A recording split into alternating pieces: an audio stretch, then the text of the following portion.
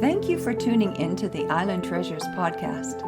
We value the insights shared by our guests and hosts, but it's important to note that their personal experiences are intended to inform and encourage, and not to replace professional, legal, or medical advice. With that, we are ready for today's exciting episode.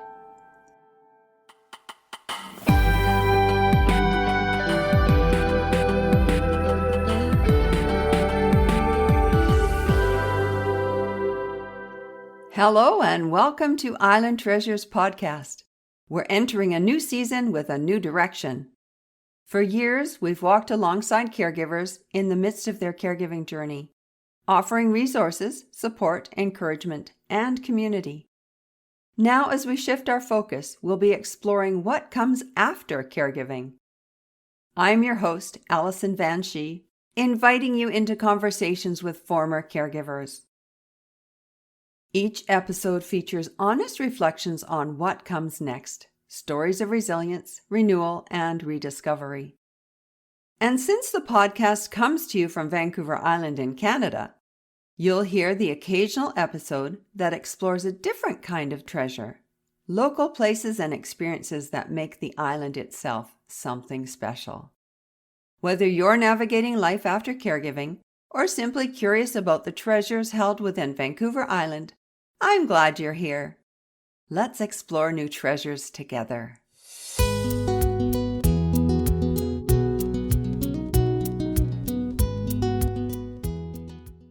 Today's guest is someone many of you will remember from one of our most heartfelt conversations.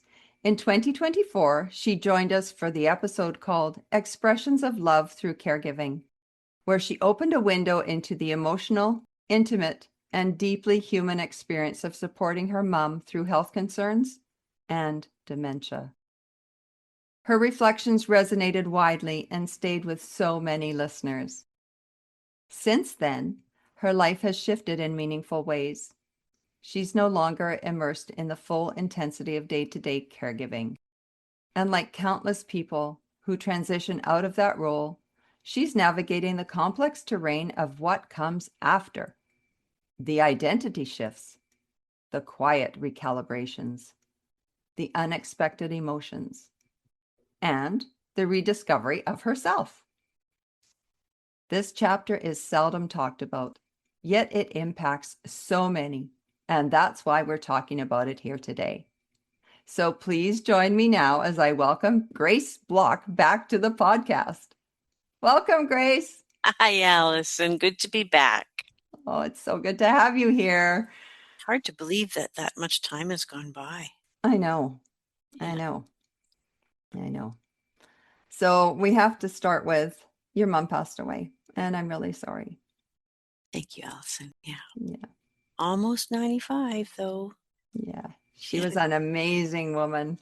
Mm-hmm. Yeah. Yep. I miss her. I don't wish her back to any suffering, but of course I miss her. Yeah. Well, It is a new stage. It is a new stage, and you were very involved in her caregiving. Mm-hmm. Yeah, more so over time. And I think that is the story of many people, you know. My joy, my privilege was that I was able to retire before her toughest year, which was last year. I'm so grateful that I had that time. And now it's been a year since she's gone. Yeah, that retirement thing too. Mm-hmm. That's a tough decision to make, and it was a decision probably motivated by the fact you were full on caregiving. Absolutely. Yeah. I talked to my husband and I had said that I just can't sustain it.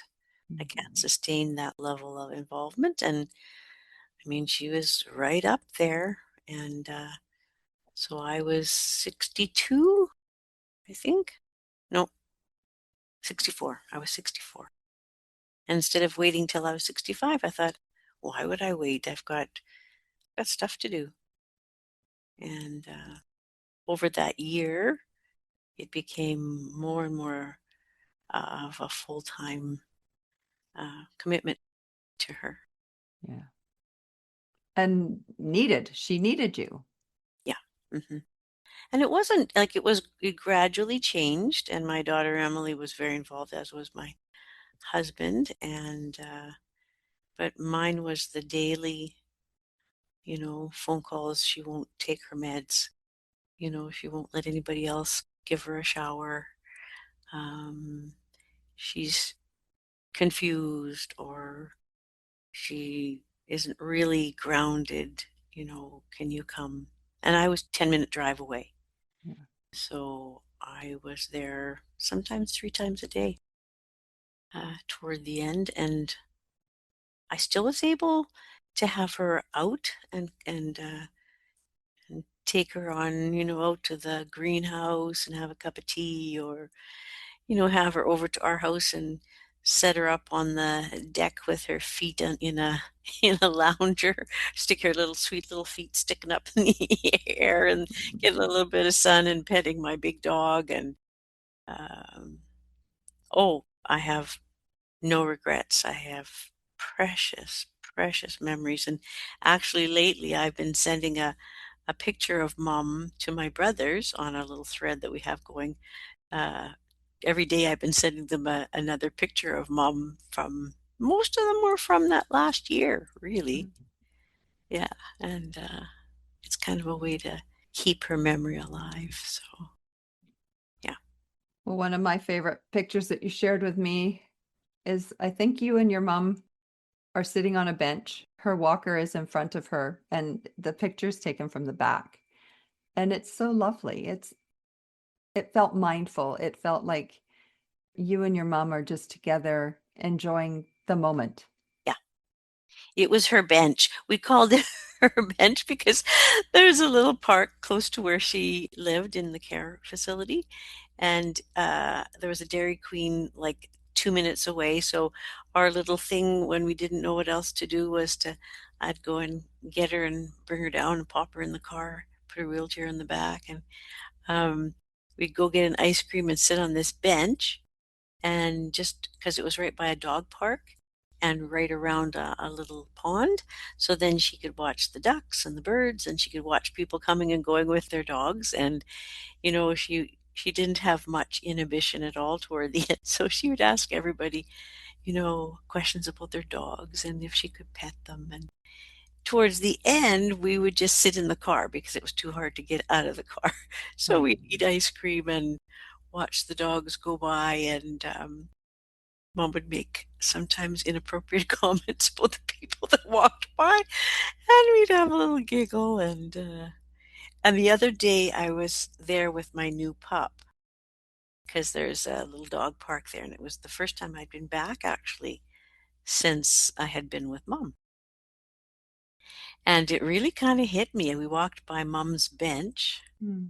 really her bench, but we called it mom's bench.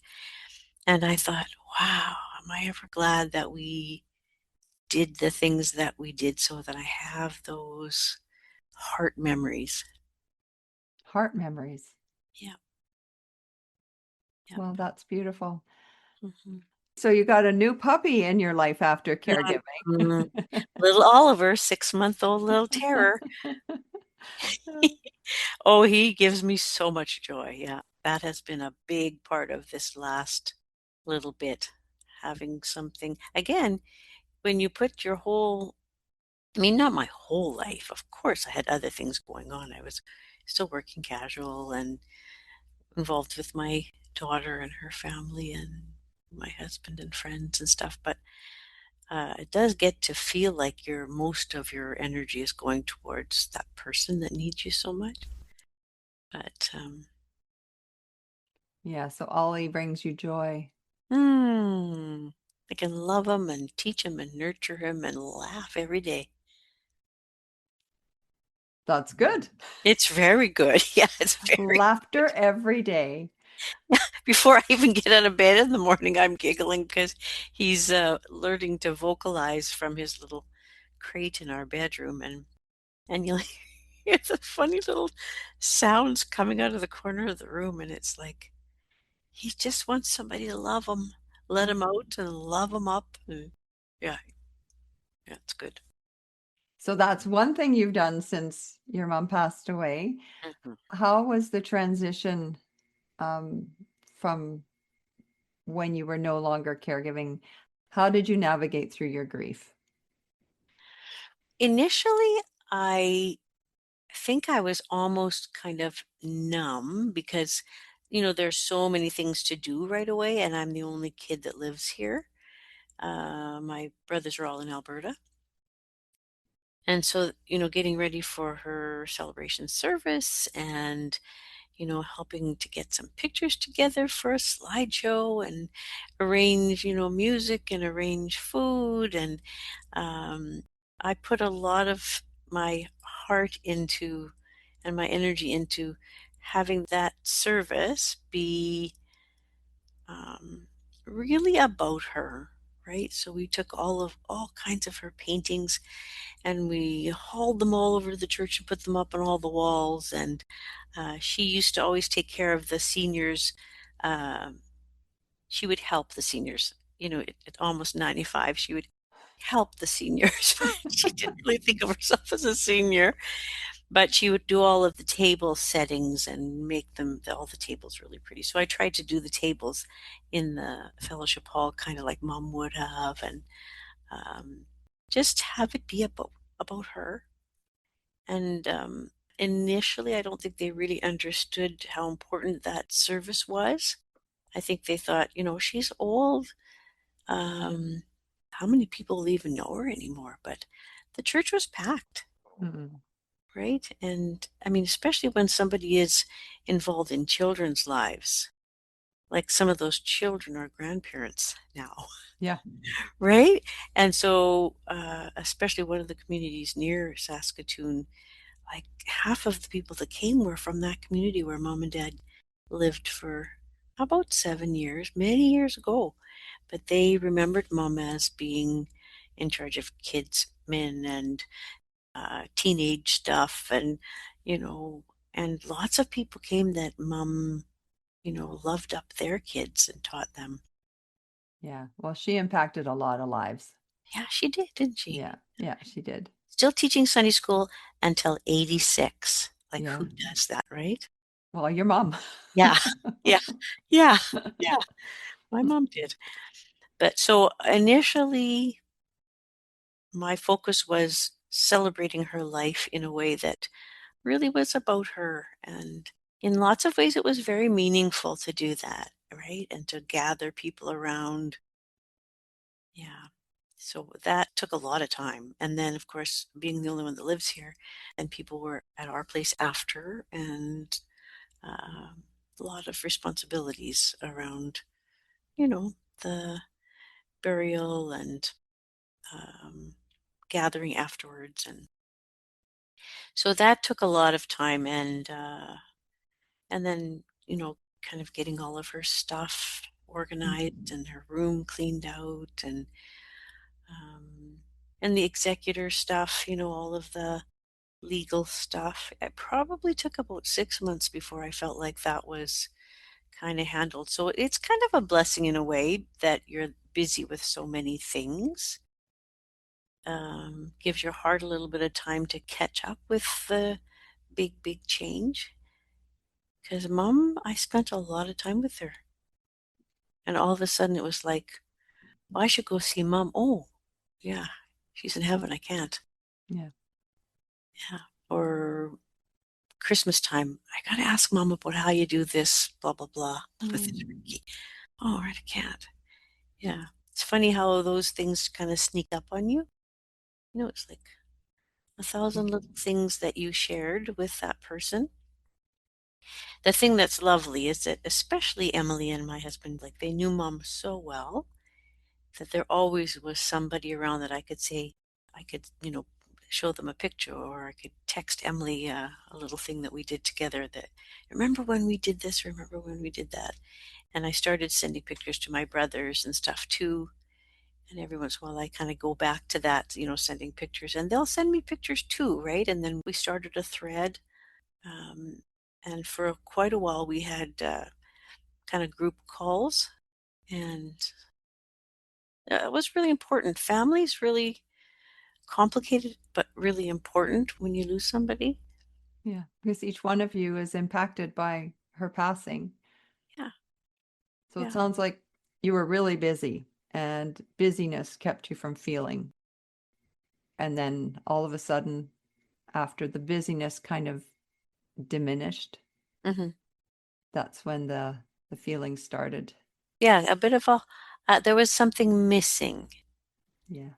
and it was that purpose. I mean, I think I was very committed to mom having people understanding her, treating her well, giving her, having her have her needs met, having her feel loved.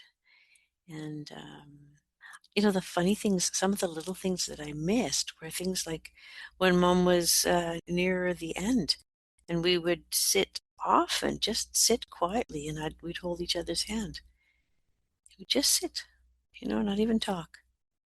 Emily was terrific at coming up with things that mom could do that were appropriate for where she was at, especially with the dementia, and felt meaningful and not kiddish, Right. but adult and respectful and around her interests and her love. But toward the end, I would love just to sit with her and hold her hand. Yeah. Yeah. Well, I love that you have found a way to work through the loss and work through her not being here by sending pictures, by sharing moments with your husband and your daughter and your brothers, just about, oh, I want to tell mom this. So I'm going to tell you instead because I need to. Hmm. And you're keeping her memory alive. Hmm. That's important. The other thing that has been kind of a surprise to me actually is mom was very creative and painted and was a potter, and she didn't just paint, she did oil painting and she did acrylic painting and watercolor painting and scratch art and like just about everything, you ink and pen and pencil, I mean, so everything, right? And then when we moved her the last time, she didn't have room for all of that stuff, right? And so we set up her little room so that she had an area that was set up with an easel and lots of books about watercolor painting, lots of stuff so she could do watercolor painting. And then, she never did it again.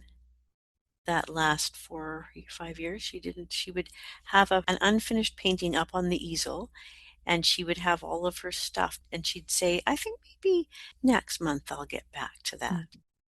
But she would spend hours sitting looking through her books about watercolor painting and, highlighting and putting sticky notes and things that she was going to do, right?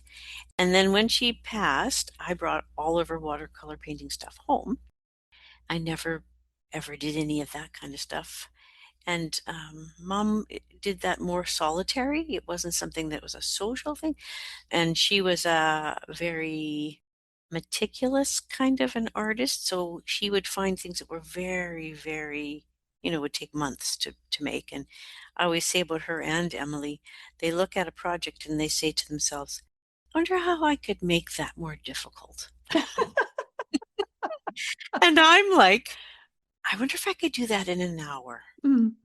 Like, I'm just so I'm, different. I get that. Yeah. I'd be more in your camp. I know that because I know you. Yeah. More So patient than me, but yeah. I'm what? More patient than you? You are much more patient than I. Oh, no, no, no. No? Okay. No. And Well, that's I'm how I I'm perceive you, my friend. uh I'm going to jump in because I'm not patient with what are you doing with those watercolors now? Well, I started pulling them out and playing. And I still was working casual, but I still, had lots more time than I ever had after mom was gone. And so I started to play, and wouldn't you know it, online there's all these tutorials and all kinds of fun little things you can try, and you don't have to be good at anything. You can just play. And I've always loved color and I love whimsical things. And I do like creating, but I don't create from nothing. I usually look at a bunch of things and then come up with something that's sort of like, kind of like, Anyways, I started painting and I paint a little bit every day now, and I just get lost in it, and I love it. I love it. And I have seen some of your paintings and they are remarkable. You are one talented gal. Well, thank you. I am just delighted that I found another thing I like. And I love the connection to your mom. Yeah, that is cool. She'd be Y- so pleased. And are you still using her materials? Yes. Yes, I almost have nothing new except I buy paper, and I go to Value Village to get my frames for paintings and stuff. And just, what I love is to think of somebody and make something for that somebody and pop it in the mail or give it to them in a card, for their birthday or, uh, yeah, it's fun. I love that. It's cool. Yeah. Yeah. And I did stay working casual over that period of time. Love little kids still. Yeah. So fill us in with what type of work you did because the listeners may not remember. Yeah. I worked as a speech language pathologist in pediatrics, so the little, so 18 months to 5. Mhm. And in my last job, I almost entirely, almost every time I would go in, would be seeing 2-year-olds or younger with their parents, Mm. and um, mostly assessments, not a lot of treatment, and helping people figure out what comes next. And I have loved that. Now I just finished a month ago, so I'm totally retired, and now I feel like I'm at a new stage. Even though I was 2 years just working casual, I had so much else going on. Now I feel like I'm really retired. And I feel like I'm looking for meaningful ways to spend my time, new routines to take care of my health, creative ways to be able to make things, create things. And I mean, I'm helping out at kids' church with the little guys, and I'm looking for more ways to be with little kids in a volunteer kind of a capacity. So Because that's where your strengths and skills are from your work. Yeah. that's my heart. That's why I picked that profession and enjoyed it all those years, because I love preschoolers. They're just fascinating to me. So when I get to volunteer, like the other day, I got to volunteer and just basically play with a bunch of little kids while their parents were in church. And like I come home and have 18 stories to tell how amazing these kids are and what they said and what they did and how amazing that was. And yeah, I love that you said you help when you were still working, you help the family decide what's next or figure out what's next. And here you are in your own life, in your own walk, your post caregiving, figuring out what's next. absolutely true. And you're doing a great job, like discovering a few really cool things along the way so far. And we're not done yet, Grace. Yeah. Oh, and we bought cross country skis. That was another thing. We got some skins, the kind you don't have to hardly do anything to them. Oh So, no, I don't. I've not had new cross-country skis for probably 20 years, so I know nothing about what's new in the technology of skis. So fill me in. well, the skis are shorter than what my old skis were like. I don't have to, I mean, only once at the beginning of a season you do something with the felt part that's on the bottom, but you don't have to wax them. Hmm. You don't have to look at the temperature and see what wax needs to go on there and blah blah blah. Yeah, so we go to the golf courses and put on our skis and off we go. And yeah, so that's been a fun thing to do. I'm hoping to get more into swimming, and in the summer we'll get out to our cabin, And that's new. and that's new too. Yeah, yeah. But I'm grateful that we got it before Mom passed, so we were able to get her out there before she passed. So we have those memories of Mom in a little cot Mm. in the cabin and sitting enjoying all of the fun that was going on around her, and got her to there's like a day spa hot pool. Yes. Yeah. And got her there. So now when I'm there, I also have memories of mom being there too. Makes it even more special. So Yeah. I guess actually there are a lot of new things. Yeah. You've been busy. Let's just say you've been busy, but you've also, it's not the post her passing. It's not that busyness now. You've Mhm. that busyness concluded and now you're moving on to different things and Yeah, I fun should things. have the gift of time. I Mm. have the gift of time. And initially it was a little overwhelming to have time because I'm not used to having time. So at first I felt a little guilty to have all this time because I shouldn't have all this time. Right? Well, it's not that you shouldn't, it's that you're not used to having Yes. an abundance of free time, but now your free time is full. Yeah, yeah. But it's full with things you want to do, things that Yes. give you pleasure. Yeah, yeah. That's different. It's not, yeah, it's just it is very new. Yeah. Yeah. I'm enjoying it. Like I am enjoying it, and again, like I said, I don't have regrets about how I spent the time with my mom. We made good use of the time we had together. She felt loved, she felt safe, she felt cared for, and we felt loved. And I mean, right until like a day before mom passed away, um, she still knew who I was. She couldn't Mhm. open her eyes, but I'd come into the room and I'd go over and give her a kiss on the cheek, and she would open her arms. And I mean, I don't know what she understood, but she knew I was a safe person that loved her. And what a gift that was, hey? Mm. Yeah. Yeah. You always had a remarkable relationship with your mom, like a mother-daughter relationship to be envied, and it was lovely. Hmm. Yeah, I'm very And you grateful. had her for a long time, and that was also lovely. Yeah, I'm very grateful. Yeah. Yeah, I got to keep her for a long time. Yeah. And I got to be close enough that we could spend lots of just ordinary time. Yeah. Well, you made that move strategically. You made it on purpose to be close to her, Mm-hmm. like when you moved to Saskatoon. Hmm. Like that was a planned move, but yeah, And then retiring that little bit early. I'm really just so helped. glad that I was able to. Yeah. Yeah. So, is there anything else that you remember that you've got? Like you got the skis, you got the cabin, you got the painting.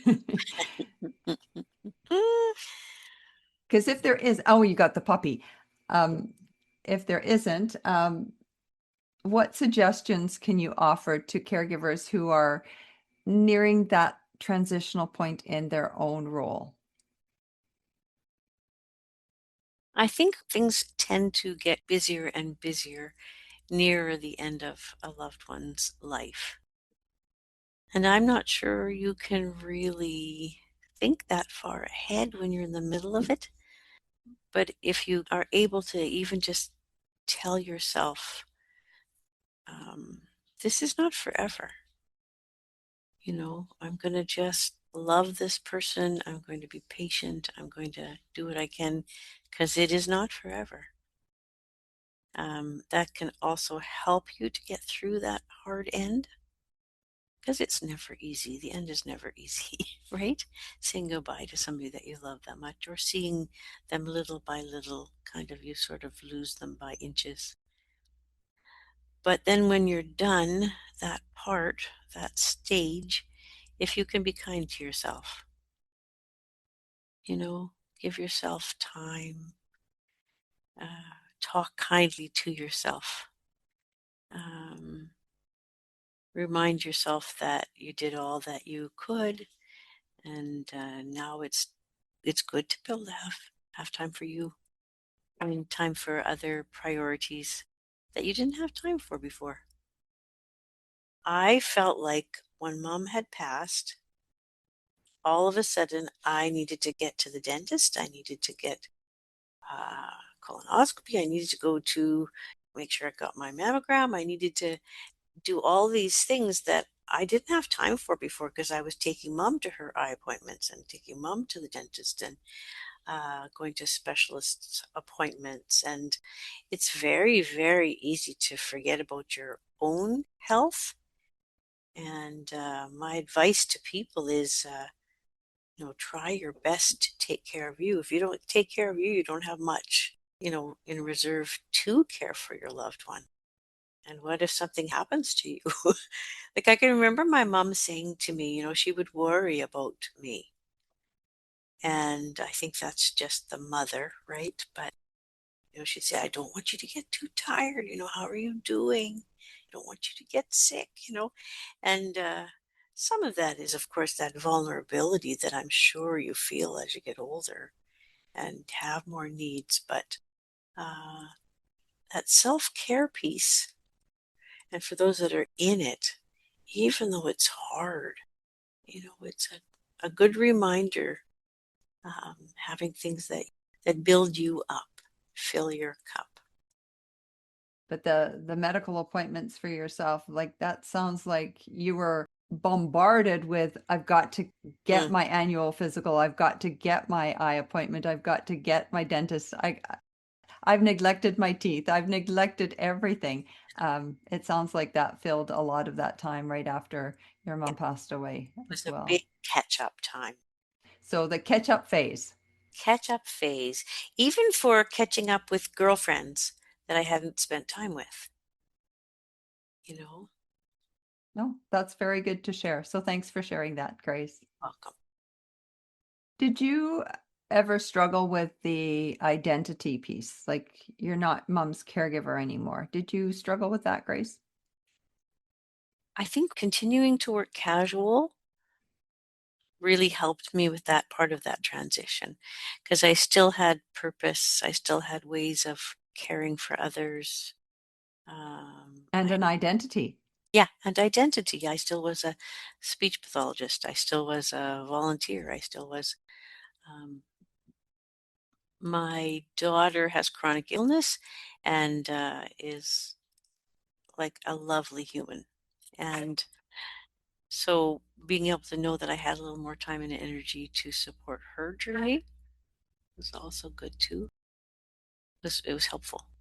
Yeah. Yeah. She was very patient and gave a lot to her grandma and sometimes at her own expense. Hmm. Yeah. So it was nice for me to have some more energy for supporting her too. And she supports me, of course, as well. So it's a mutual care. Well, and she misses her grandma, I'm sure, but she also can now focus on herself more. Hmm. Hmm. Yep. And she said to me too, like she learned so much in the process, and it was just so meaningful to support her gram. Gram knew she loved her. Beautiful. Now, before we conclude today's episode, what gave you the most hope moving forward after caregiving? Hard one, that's a hard one. I think I felt hopeful. This might sound strange, but in loving mom and in seeing how she responded to that love, knowing that my daughter was seeing this part of it. And I mean, maybe it's selfish, but it gave me that sense that I will be also loved in that way when I am a senior. I am a senior now, I guess.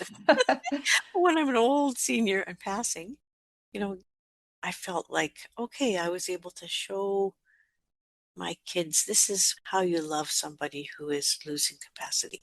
Mm, And I see them actually reaching out to others that are in our community that are older and loving on them respectfully, lovingly, creatively. And I thought, yeah, it wasn't just about mom. It was also about my kids learning how to do that too. And I will, I'm sure, benefit from that as well. And I guess it did solidified for me too the things that are really important, mm, right? And you watch the news and you can easily become kind of negative and And yet, really the things that are the most important um, are treating people with love and kindness and respect. And I saw how that worked in my family, and it even solidified for me that really in my life moving forward, that is what is most important. That's what lasts. So the relationships that are right in front of you. Yep. Yeah. Yeah. Your neighbors, your friends, your people you bump into at Superstore. And the people you're looking to on the computer screen right now. Yeah, I do love you. Yeah. No, it's so good to have you here, and it's so heartwarming to have you as a really good friend, Grace. And yeah, to have walked with you, seen what you went through with your mom, and to see you come through with such vitality and purpose now that you also had when you were caregiving. But it's so good to see that you have transitioned and are in a really good place. And I hope that that gives other caregivers hope as they move forward after caregiving. There is life after you have caregiven, and it can be very good. Yeah. And I think you've got a really healthy way of keeping your mom alive in your hearts. And I think that's a huge part of being able to say goodbye to that chapter so you can move forward in such a positive way. So thank you so much for joining me today, Grace, and sharing your story, sharing your revived and discovered passion of art. I just love that. And I'd love to be able to share that with a picture with the listeners. But yeah, you don't have a YouTube channel yet with all your artwork, do you? Oh no, I don't. Well, whenever you do feel ready to share it on a more public platform, I'm pretty sure folks will be happy to see it, Grace. Until then, I just want to thank you again for hopping back on the podcast, as it's been so good having you here today. Thanks for having me, Allison. As we wrap up today's conversation, I hope Grace's story offers a sense of calm reassurance about what life after caregiving can look like. She didn't stumble into this next chapter. She moved into it with intention, clarity, and a deep respect for the years she spent caring for her mom. And with the gift of time that has opened up for her, she's found such meaningful ways to stay connected to her heart memories. Painting whimsical watercolors with her mom's brushes and paints? Visiting the bench they once shared, the one overlooking the dog park she now visits with her new puppy, and sharing photos of her mom with family members. It's a beautiful reminder that the bonds we carry during caregiving don't have to end. They can live on in everyday moments. Grace leaves us with a message for anyone approaching their own transition out of caregiving. Be kind to yourself, give yourself time, and speak gently to yourself as you enter the next part of your journey. Thank you for tuning in today, and to Grace Block, thank you for sharing your story with us. If you enjoyed today's episode, share it with your friends, especially those navigating life after caregiving. And if you don't want to miss future episodes, be sure to subscribe to the Island Treasures podcasts. See you next episode.